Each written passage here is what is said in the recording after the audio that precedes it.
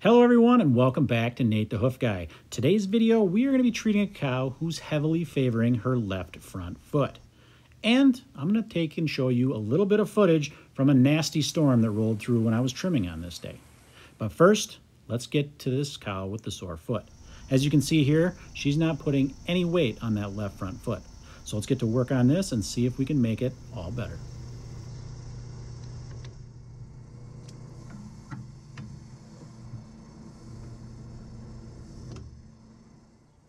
So as you can see, this inside claw has got some corkscrew rotation to it. And what that means is that outside wall is likely separated and we're going to have a white line lesion in there that we need to treat. Typically, they're going to be right in this location. They're going to work up that foot. So let's get started on it and we'll unveil it.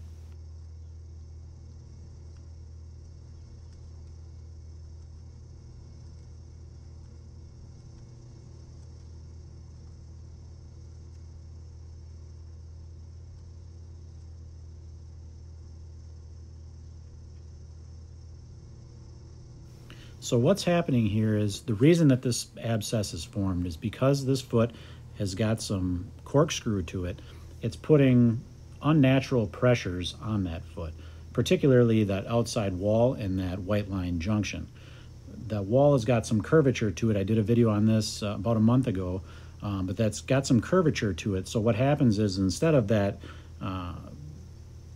outside wall making perpendicular contact with the ground, it's actually that wall is rolled over a little bit and the pressure, the downward pressure on that wall is forcing it out, and we get a crack in there that forms in that white line. Not on the outside, but when that white line is forming on the inside. So over time what we get is a crack that continues to form with each layer of new horn that's produced because of those pressures, and eventually that crack makes it to the outside and we have bacteria is able to enter and infect that foot. When I'm talking about curvature of that wall, I'm not talking about the natural curvature, and this next demonstration should illustrate it better. I'm going to use this block to represent the sole and this business card to represent the outside wall. Now obviously they're not to scale, but you get the picture. When we have natural pressures coming down, vertical pressures, that junction is tight. But when we put horizontal pressure on that wall, we get a gap form there. That pressure causes that crack inside the foot to form. And over time, that crack will eventually lead to the outside. And when it does, bacteria is able to enter that, and that's when we have these abscesses form. What we have to do now is remove all of the loose horn that's created because of this lesion underneath here. If we don't do that, the corium won't heal and it won't begin to produce new hoof and heal this foot up. It may seem antithetical to have to remove a bunch of hoof to make new hoof grow, but that's exactly what we need to do. That corium is infected right now. We need to get that healed before it can produce new horn again.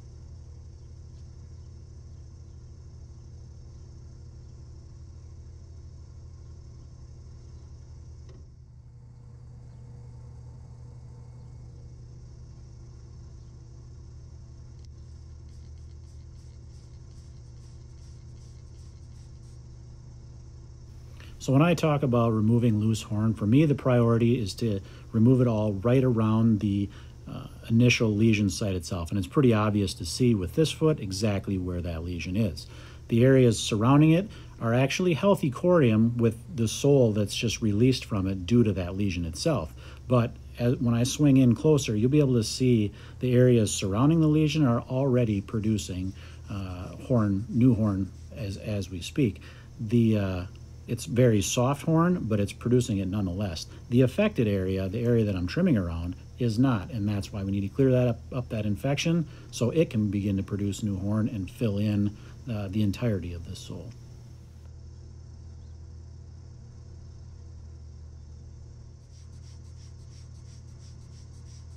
Because the inside claw on a cow is the primary weight-bearing claw, I need to get the weight off of that, and that's why I apply that rubber block to the other claw. That'll focus all of the weight onto that outside claw and allow that inside claw to heal, and ultimately for that corium to produce new horn and fill in the affected area.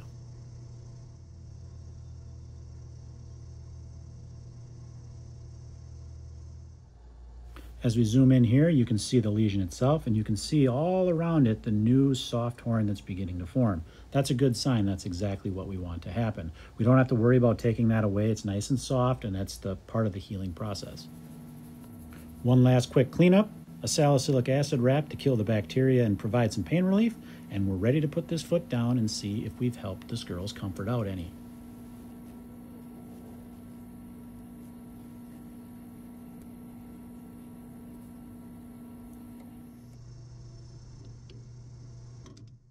Remember at the beginning of the video where she didn't want to put any weight on that foot? Now, after treatment, she's standing on it beautifully, exactly how she's supposed to. And that gives me an endorphin rush. As you watch her walk away, if you're wondering why is it so sloppy and wet and messy, that's because we had a nasty storm blow in while I was trimming that day, and that's how I'm going to leave you guys for this video. Thanks for watching, guys. Watch this footage, and we will see you all on the next one.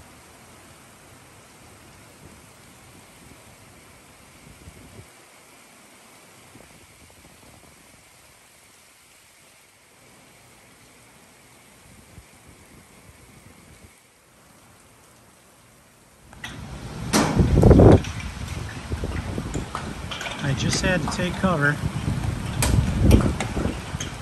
because we got some big stuff starting to fall. You can hear it hitting the top of this shed. I moved my truck in here.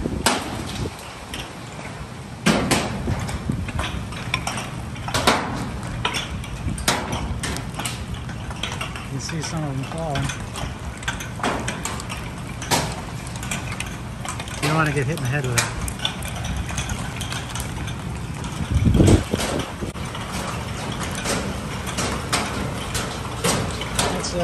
About the size of a golf ball. No good, this is going to get ugly really quick.